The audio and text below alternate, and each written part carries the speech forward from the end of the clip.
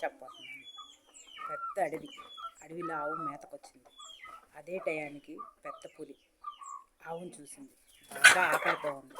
ఆహా, ఈరోజు నా కడుపు నిండిపోయిద్ది, ఈ ఆవును బాగా కడుపు నిండా తినేస్తాను అని అనుకుంటుంది.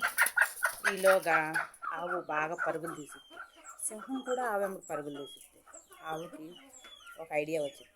దగ్గర పెద్ద బురద ఉంటుంది, అందులో దూకిద్ది. దూకంగానే ఈ సింహం కూడా వెళ్ళి అందులో దూకిద్ది. అయితే సింహానికి తెలియదు ఏంటంటే అది గట్టిగా చిక్కపడ్డ మట్టి. అందులో దూకాక ఒక అడుగు కూడా పైకి వేయలేదు, పక్కకు జరగలేదు. ఈ ఆవుని సింహం పట్టుకోలేదు అన్న తెలివితోనే ఆవు దూకింది. సరే, ఇప్పుడు సింహం కూడా దూకింది కదా. ఆవు సింహాన్ని ఇలా అడిగిద్ది, నీకు ఎవరన్నా యజమాని ఉన్నాడా అని. నాకు యజమాని అనే వాళ్ళు ఎవరు లేరు, నేనే ఈ రాజ్యానికి యజమాని అన్నది. అందుకే నువ్వు చనిపోతున్నావు, నాకైతే యజమాని ఉన్నాడు, నన్ను ఎత్తుకుంటూ వస్తాడు, నన్ను కాపాడతాడు అని చెప్పింది. దీన్ని బట్టి ఏమర్థమైంది? మన చదువులోనైనా దేనిలోనైనా మేము చాలా గొప్పగా ఉన్నాము, మాకు ఒకరితో సంబంధం లేదు అన్నట్టుగా ఎప్పుడూ ఉండకూడదు.